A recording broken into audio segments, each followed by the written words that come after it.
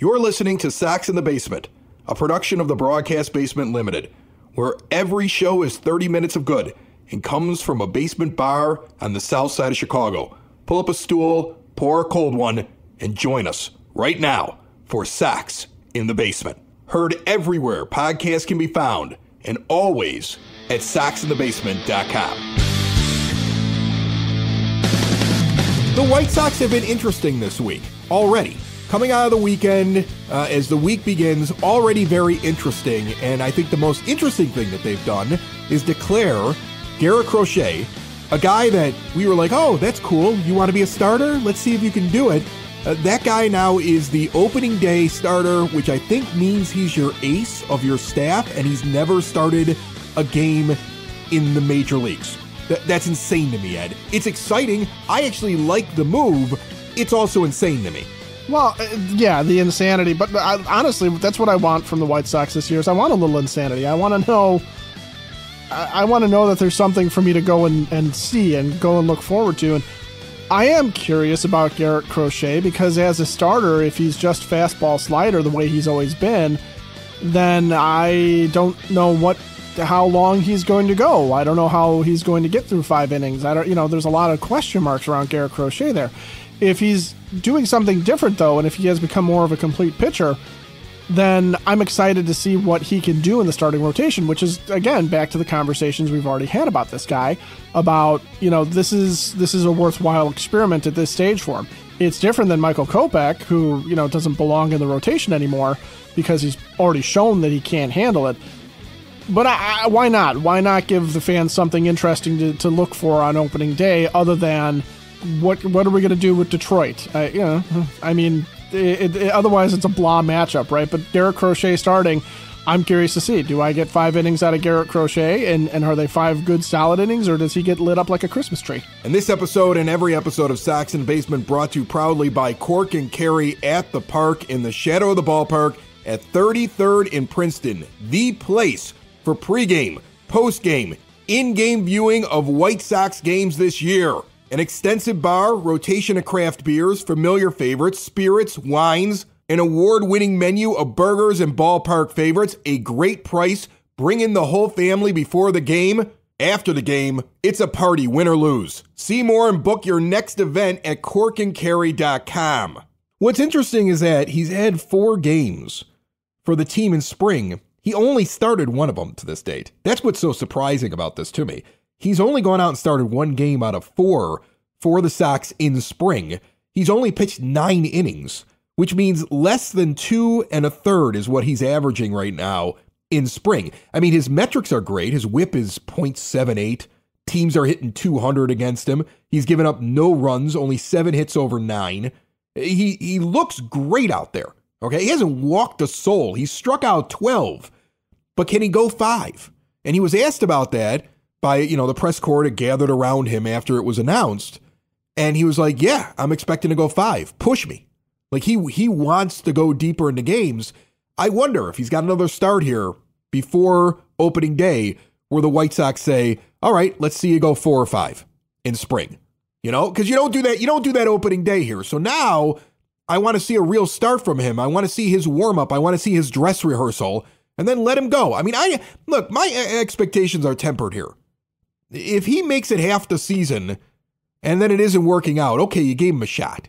If he becomes a guy that he's going to pitch 4 and then in comes Kopech and he takes over for an inning or 2 and you're building a starter, all right, that's kind of what I expected. I'm surprised we're doing that in the ace spot, in the number 1 spot in your rotation. That is really surprising to me. I'm excited about it. What if it works out, right? This is an entire season of what ifs. I thought it was going to be Soroka, because of the fact that he's done good things before, even though he had the injuries and he was down. He's had a really good spring. He's showing an awful lot. This may be an indictment also on Eric Fedde, a guy that you gave some money to, you brought in as a free agent. You were told after what he did in the KBO, he's lights out. He hasn't exactly been lights out in spring. I'm not really that concerned. I mean, he's got to work things out. It's spring. He's definitely going into the rotation. If he would have been lights out in spring, I think he's the opening day starter. He kind of lost this as much as Crochet won it. Well, partially I think it's fan service. Okay, partially I think it's it's come see Garrett Crochet because he is still a fan favorite. He's an interesting guy. To your point about he's only pitched 9 innings, well, so is Eric Fetty, so is Chris Flexen, so is Mike Soroka. So right there, Crochet is in line with the rest of the established starting staff that's there. Davey Garcia's pitched 8 2/3. The only guys that are ahead of Garrett Crochet in terms of innings are Nick Nastrini, who looks like he may be a part of the rotation. Oh, he better be. Although I did read that if he's down in the minors for like a couple of weeks, you get an extra year of service time. So maybe they keep him down for a couple of weeks, but then get him up here and get him in the rotation. I agree with you. And frankly, if Nastrini had been in the ace spot, I think we'd be going like, well, that's what, and Jake Woodford, I don't think Jake Woodford's making the team. I think he's just been out there a lot.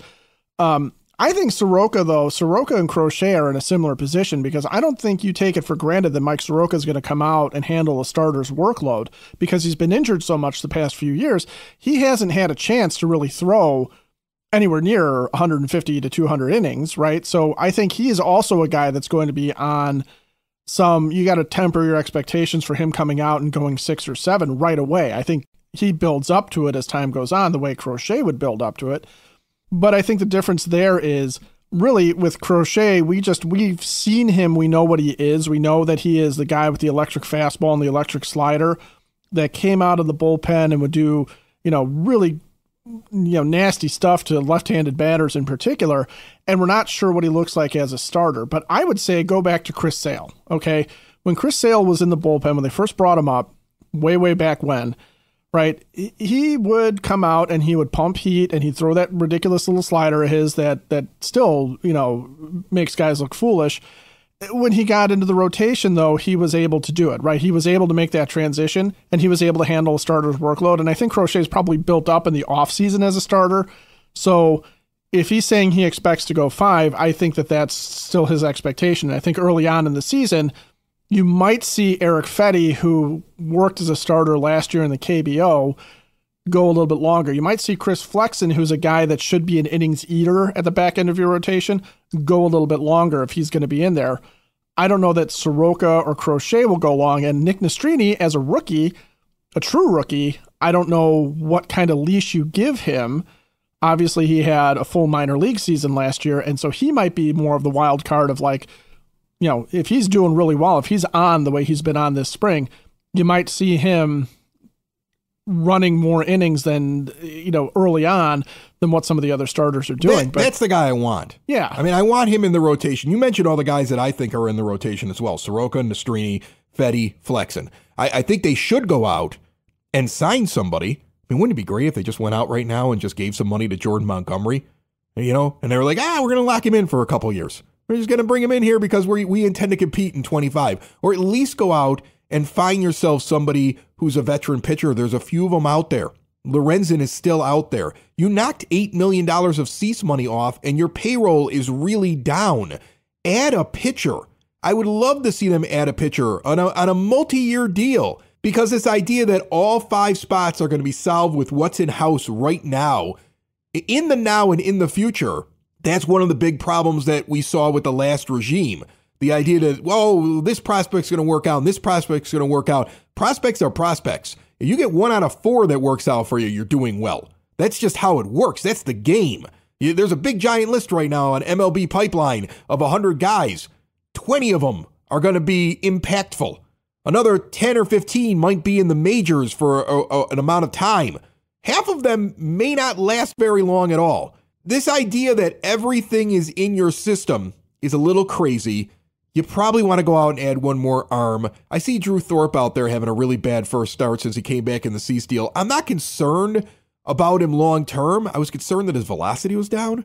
That was a little concerning. It seemed like he didn't have a lot of jump on the ball, but who knows? I'm going to give him the benefit of the doubt. He may be a guy that comes in. Like, I see a rotation if they don't go out and get anybody, and this is what they're going to work with. Where Nastrini and Thorpe by June or mid-June are in the rotation along with Soroka and Crochet and Fetty, and a Flexen moves into a flexible role. I think that's where that ends up happening. For sure, before we get to the All-Star break, I think we're going to see something like that. Yeah, and I think Chris Flexen's on the bubble right now anyway. He hasn't had, his ERA is a 2, but his whip is a 1.56. He's not good. He's not great. I said that when we got him. I was like, he's not that good. He's not good. He's not that good. I mean, like they were all excited and they were talking about how he was a member of the 5-man rotation. I was like, wow, we're a little premature on that. And maybe he's one of those guys that they were like, well, if none of the rookies step up, he's in there. Maybe when you look at the Lorenzen rumors and some of the other rumors out there, maybe they really are trying to bring in somebody and the guy that's out is flexing. It doesn't necessarily mean Nastrini starts in the minors. It may be, hey, the spot we thought was yours, you didn't really earn enough, and this Nastrini kid took your spot. We always intended to bring in another arm if Cease was traded. That may be the thinking. If Cease is there, we're not bringing anybody in. If Cease leaves, we need to replace that arm. And the flexing spot was, let's see if a young kid can take it from him.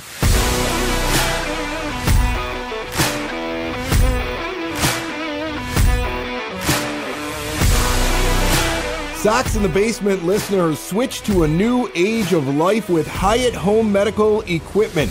Keep mom and dad, grandma and grandpa out of assisted living. Make it so they can get around on their own. Live independently with stair lifts, ramps, grab bars, lift chairs, and even bathroom remodeling. They're going to work with your insurance, and they have 0% financing for qualified individuals. Do you use a CPAP machine? Maybe you don't like your vendor. Take that prescription. Get over there. Switch, get supplies directly mailed to you. Test out the latest and greatest in CPAP machines in their showroom as well. All of that, the latest in continuous glucose monitors, and more at hhme.com. Think about what Chris Getz has done. This is a guy who sat there and said, I don't like my team. Look at the flip of this team. You may not like all the moves, but man, he really changed what his team was. The base for this team is very different. The plan for this team is very different. I am very curious as to what he will do over the next year or so with the team and what will be given to him by the stingy owner.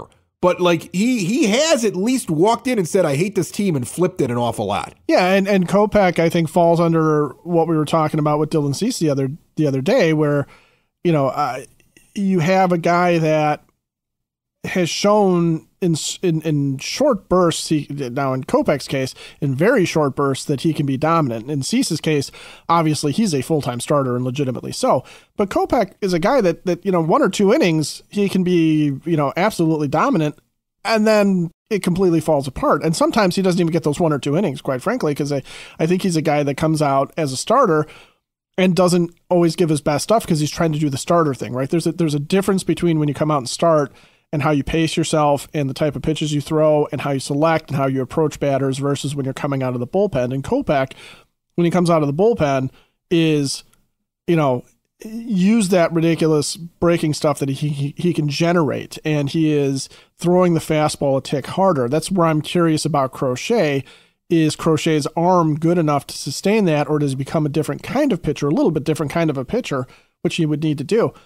But honestly, if Michael Lorenzen comes in or Jordan Montgomery comes in and oh, that'd be amazing. I know that's a pipe dream. It's a total pipe dream because I know, one of the issues with Monty was he, maybe not the annual salary with him, but this is his last contract in his mind. He wants to be paid until he's 37, 38 years old, which for a pitcher is let's face it, unless you're an extremely talented arm, is sort of the end. And Montgomery's very good, but he's not. But that's what Snell wanted. They have the same agent, and Scott Boras is not getting his guys what he promised them. I mean, look at what Blake Snell wanted. All the reports after he signed, he wanted $200 million. He wanted a 9-year deal at the age of 31. He wanted the deal to take him till he was 40. Right. And an average value of $30 million for $270 million. That was his asking price. The Yankees come in at $6 and $150. That's $25 million a year and takes him deep into his career, and they turned it down.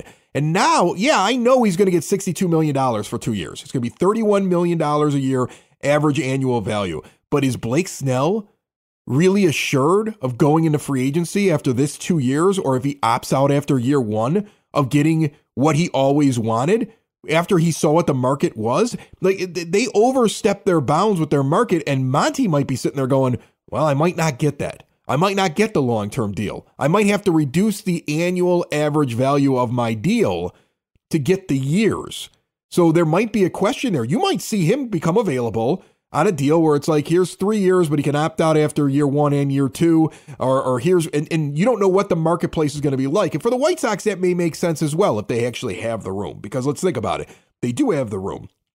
If they made a deal like that and they got the feeling that like, well, he's probably just going to opt out after the first year, you may flip him for something really good down the stretch here this year. Or he might get in there and say, you know what? I kind of like playing with this team. I want to be here a little bit longer. You guys want to do an extension on that? And then all of a sudden he's part of your team for the next couple of years. I mean, there's infinite possibilities. Again, he's a pipe dream. He's not something I expect. Lorenzen makes a lot more sense, or Mike Clevenger walking back in the door. Right. Sounds like it's also a far more realistic possibility.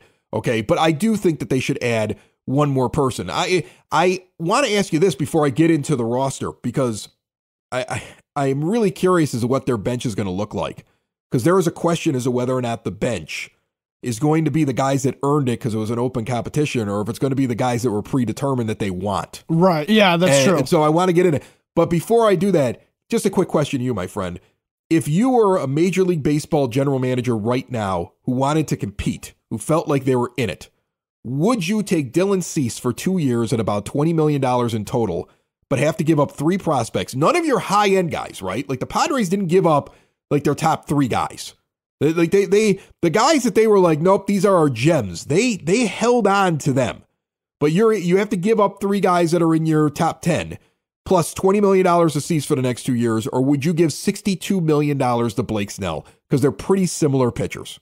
I think in looking at those 2 pitchers, I don't think it's about the money. If I'm the Padres, I don't think it's about the money, okay? Only to the extent with the Padres is it about the money that I know that there were some issues with their ownership because their owner died, and so there's a little transition there. But for the Padres, I think Cease is the better bet because Cease has been durable, right? He doesn't miss starts. You can say that about Dylan Cease. He's always been reliable to go out there every 5 days. Now we've talked at length about his ability to go deep into games. That's a different story, but he takes the mound, right? And he can be just as dominant as Blake Snell. Snell has an injury history. Snell's a wild card. And also, that's where Blake Snell was coming from. If they wanted him back, they could have had him back very, very easily. They could have extended him. They could have given in, they could have done whatever they wanted to with him. I think Dylan Cease is the better bet because prospects are just prospects until they become something. Right. I mean, the Padres did make that decision, right? Like I'm sitting there with the hypothetical. That's literally their decision. Yeah. They made that decision. They're like, yeah, no, we'd rather have Dylan Cease and give up some prospects than pay all that money. So in their situation, it made a lot of sense. That's Snell. I'm going to tell you something. He is the most interesting case over his career. When he was with Tampa Bay, remember, they wouldn't let him pitch deep into games. Right. He was very vocal about how it was hurting his reputation, like what teams thought of him when he was going to get in the free agency. And they would play games with him where you can reduce a salary before they get to arbitration. You could reduce a player's salary up to 10% the next year. So they were re-signing him every year they were eligible to do it for 10% less. He got ripped off like crazy early on. And now he goes into free agency and this is what he ends up with. And it's nowhere near. And he probably regrets. If I were him, I'd regret not taking 6 and 150 from the Yankees and ending up with this deal. I'd rather have the security of the 6 and 150. I think he's going to really regret that. This may be the most bitter multimillionaire in baseball after what's happened to him with very teams. Easily. Yeah. Cause he's watching Tyler Glasnow, who isn't exactly known for his durability and health, get a good deal from the Dodgers. And I really, honestly, one of the things I think is going on around the league is I do think all the general managers, and I'm sure Scott Boras would cry collusion on this, but I think all the general managers and the teams are looking at Boras these days, and it's kind of like when Jerry went to J.B. Pritzker and said, give me $1 billion to build a new stadium. I think a lot of guys are looking at him like, Scott, we don't want to do it anymore. Okay, we don't want to give out for a Blake Snell an 8-year deal. It's not about the money. It's about the fact that we just don't want to invest in these guys. Because the Padres right now, for all that money they threw Manny Machado, he's morphing into a very expensive designated hitter because he's having a hard time staying on the field. He's not going to start the season playing third base for them. They think he's going to come back to play third at some point. But, there starts to be a breakdown. Well, look at the monster deals that were given to some of these pitchers like Scherzer and Verlander and DeGrom. And these monster deals that were given, and they're barely playing every year. Like you can pencil them in for a couple of months of service. And like paying for pitchers late in their career is so stupid. Unless we got steroids back in the game, then you might be able to pitch deep like Roger Clemens. Hey, yeah, right? You might be go. Roger Clemens in the 42, right? But I mean, like, unless you're going to start giving them drugs that just get them to recover really quickly, we're going to turn a blind eye like we did in the late 90s and early 2000s to the whole thing, giving the ridiculous amount of money and giving a guy like what Snell was asking for. He was going to be making $30 million on average all the way until he was 40. That guy isn't worth that. So, yeah, I mean, I think that we're seeing a market correction because a guy like Boris just feels that every year, whoever his best couple of free agents are, they're going to set a new record. And the free agent class after Ohtani was not good enough to go do that this year. Oh, this was not a great year. And that's the thing, too, is, we're talking about the Sox payroll and being able to add.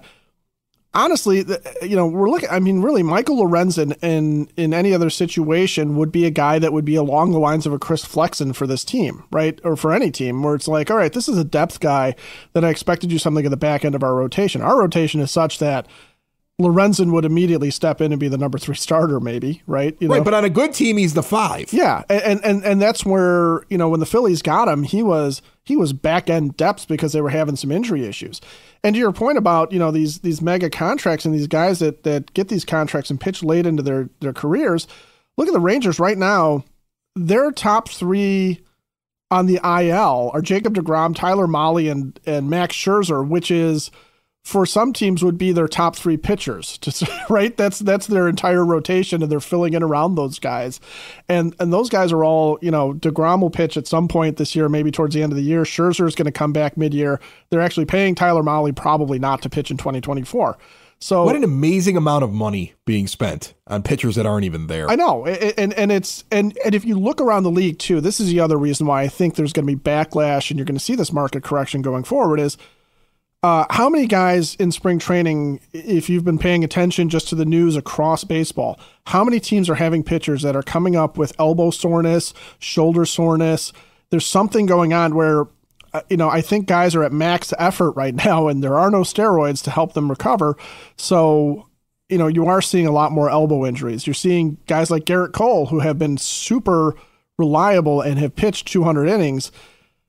He's got a nerve impingement all of a sudden. He's never had any elbow problems before, but here he is, and everybody's basically Blake Snell or Carlos Rodon right now in baseball, where it seems like they're one pitch away from being, out. Lucas Giolito is another example, right? There's just all these guys. So yeah, I don't think any team, I don't think it's just Jerry. I think you're seeing a lot of teams are going to sit there and go 2 years, 3 years, 4 years, maybe 5 if you're on the young side. We'll invest in you, but we don't want to be on the hook for, a year and a half of you recovering from Tommy John surgery or a back issue or a shoulder issue. Well, if you're a GM, it makes an awful lot of sense to gather as many young arms as possible, lean towards actual pitchers instead of throwers, and understand that in your big giant pot of pitchers, some will be good, some won't pan out, and some will get injured, so you got to have somebody behind them. Right. And when you think of that and you say it out loud, and then you look at what the new general manager of the White Sox is doing, I mean, you hope that that's why things are being crafted the way they are, because if they are, it makes a lot of sense to me.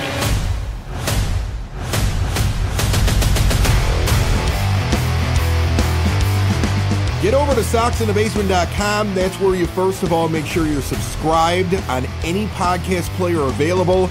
You can also support some great small businesses.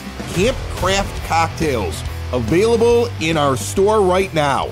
All the ingredients given to you to make an amazing cocktail. You just add the spirit of your choice. Impress your friends and spice things up at your bar. We're also supporting veterans with a veteran-owned business. If you drink coffee, check out the selections from Split Rock Coffee. And finally, at SoxInTheBasement.com, you can support this show by making your next wager through our preferred sports books. Maybe you win some money, they kick us a little bit of dough for you signing up through us. It's a win-win. See it all at SoxInTheBasement.com.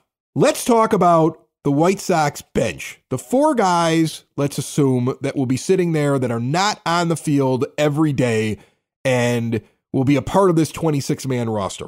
And if I look at just stats and I compare them to the 4 guys that I think are the most obvious picks going into spring training, it's a very different foursome.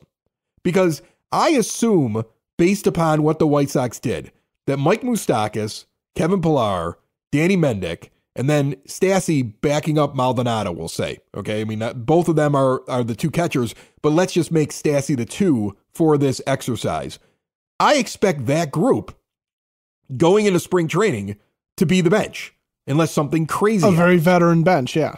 Right, but if I look at their statistics, they're having brutal springs, all of them. Like, there's nothing that makes me think that they've earned the job, right? Like, if it was an open competition, if it really was, we're going to take the guys that impress the most in spring, it would not be these guys. Your catcher instead would be Corey Lee, who's hitting .333 with a 1280 OPS. He's .423 on base percentage and .857 slugging in only 21 at-bats, but it is spring. But all of a sudden, that guy figured out how to hit when he was down in Arizona. If you wanted to grab, let's say, the Mike Moustakas guy, the lefty who can play first base, and, regrettably, they may send out into the outfield every once in a while. Ugh, I shudder at the thought. Gavin Sheets has done everything he possibly can over 19 games. 45 at-bats in 19 games, hitting .333 with a .404 on base percentage, slugging .622, and a .1026 OPS. Now, if you want to look at middle infielders, Danny Mendick it's not terrible what he's doing, but it's not like world beating. He's definitely being beat out by Zach Remillard, who's hitting .273 with a .545 slugging percentage and an OPS of .878 in just 33 at-bats. If I wanted to round out this list with an outfielder over Pillar, this Peyton kid, the kid from Rita, I know Mark Payton isn't in the conversation. I'm sure he's not. Like, this is a non-roster invitee that's depth that seems to be brought on to the roster every year because he's a Southside kid. But in 25 at-bats, he's hitting .360 with a .469 on base percentage, a .600 slugging, a .1069 OPS. If I took the best performers in spring, rather than going out and bringing Moustakas, Pillar, Mendick, and Stassi along to Chicago, I'd be bringing Sheets, Peyton, Remillard, and Lee. I don't think they're going to do that, though. Well, I think you're right on some counts, okay? I honestly do think that Corey Lee has done enough where they may look at him and say, okay, we want to see what the kid has, and they would rather split time with him and Martin Maldonado than drag Max Stassi up to the majors and have him basically be Martin Maldonado part 2. Because it's not like there's even a platoon there where Stassi's a lefty batter and Maldonado's a righty. It's going to just basically be redundancy on their part. So I wouldn't be shocked if they kept Corey Lee on the roster and actually gave him more play than Maldonado to a certain degree. Didn't it feel like Raffo likes Remillard, but it didn't seem like Getz wanted to bring him? Like, didn't Hahn send him down? Wasn't that one of his last things, or was it Getz? I can't remember. I think it was Getz that actually sent Remillard down. Right. It seemed like Pedro liked Remillard when you heard him talk. It seemed like the general manager didn't see him as a solution. And Mendick coming in and Remillard ending up off the 40-man really backed up that idea. Yeah, and I would say this about Mendick and Remillard. 33 at-bats for Remillard, 35 at-bats for Mendick. Mendick's actually got 3 walks. Remillard hasn't taken a walk yet, and he struck out 12 times. That's not a good ratio, 12-0 in terms of strikeouts to walks. He's got 3 steals, 2 homers to Mendick's 1. I mean, really, there's only 1 hit that separates them. So the stats, I think, when you're in this small sample size, can be a little bit misleading. Well, yeah, I mean, that's important to note. I know it's a small sample size. I know that this doesn't matter. I get that. So the numbers, I think, are closer with Remillard and Mendick than they might look at 229 and a 660 OPS, because 1 homer, that does the trick. If Mendick's 1 fly ball landed on the track and Remillard snuck it over the fence, that makes all the difference in spring training sometimes when you look at these stats. But that's an even toss-up. I think Remillard has done plenty. I mean, 3 steals is a good indicator, right? That's something, again, I think that there's value in that on the bench, which is why I had questioned whether or not Braden Shoemake had done enough, as he's one of the one of the leaders in the majors at 6 steals in spring, because that was such a weird thing to read that he's injured, but he was a guy that had a good chance of making the roster. And I was like, what did he do to make the roster? Like, I was not considering him in any way. And I think it's run and play defense. If you're going to have him as a utility infielder, it's his ability to come and steal a base for a guy and his ability to play all 3 infield positions, maybe 4 if you include first base. That's where Shoemake, I think, would have come into play. The Moustakas and Sheets thing, I really honestly, I don't know, because Sheets really... I think Sheets is making the team now. I really do too, and honestly, I think if there's a guy that should be worried about Gavin Sheets outplaying Mike Moustakas, it's Andrew Vaughn, who's having a good spring, right? But that's where Sheets' playing time is going to have to come into play, because Eloy Jimenez is destroying the ball still, and Sheets is doing a fine job of it as well. But I think if Sheets carries it over into the regular season, it feels like it's going to be the guy who is not as hot is going to lose a spot to Gavin Sheets because of the lefty bat, right? So I definitely don't want him taking right field. No. I think that like you start doing that, and I want you to just shut up about your whole plan about playing defense and doing things.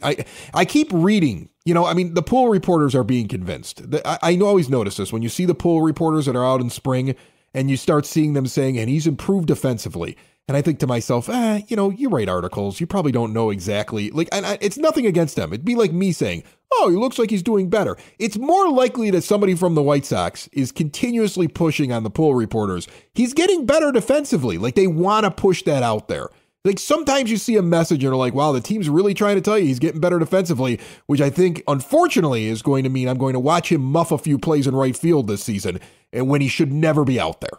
Yeah, and you wonder, too, if that's going to be one of the things that kind of hurts a Gavin Sheets. That, and let's face it, his major league track record. I mean, he might be a spring training hero too, and I think that's where, when you look at, frankly, when you look at Mark Payton, that's one of the things that you have to conclude, because his career MLB stats, he's a 164 lifetime hitter with an OPS of 441. So Mark Payton hasn't exactly gotten it done when he's been in the majors. He's a quad A guy. And I think that's the worry for Gavin Sheets too. He can absolutely rock it out in spring training, but what's he going to do when you hit the regular season? Is he going to go back to a guy who is, for his career, not exactly the most impressive left-handed bat that you've ever seen, and certainly not a guy that has lived up to his hype as a left-handed piece of thunder, because 36 career home runs in 296 games is not a guy that you sit there and go, this is the left-handed thump that we definitely need on this team, because he's not a guy that gets a lot of extra base hits. In fact, he doesn't get a lot of hits in general. His career average is 229. So Sheets might just be a spring training darling here too, but yeah, I wonder about that as well. And I wonder if you are really looking at Mendick or Remillard, if you're thinking about Mike Moustakas then, because his value is the veteran presence, but also the ability to play first, in a pinch play second base, and definitely play third base. The other thing that I'm looking at is this backup outfielder, like this fourth outfielder, right? And Pillar's saying all the right things, and I think he's the guy that they're going to bring. I don't think it's Mark Payton, even though he had a very nice spring. It's going to be Pillar, but it may not be Pillar if they get Tommy Pham, because now we're seeing over the last couple of days rumors that the White Sox are sitting there hoping that Pham can't get a deal done that he's currently trying to work out on the West Coast, and then suddenly becomes available, and then all of a sudden they add that guy. And wouldn't that be a weird thing to add a player who's going to be in his year 36 season, who's an actual major leaguer, right at the end before you break camp, and bring him along on your roster? I still don't think the White Sox roster is done yet. I think Chris Getz has a move or two still coming before March 28th. Yeah, I would definitely agree with you. But I think Tommy Pham coming along this late is really more about somebody needing to take Dominic Fletcher, sit him down, give him a paper bag to breathe into a few times, and tell him to relax and go back to playing baseball. Calm down, kid. It's just a game. Relax. Chill out. Sox in the basement. Sox in the basement. Sox in the basement. Sox in the Basement. Heard everywhere podcasts can be found, and always on soxinthebasement.com.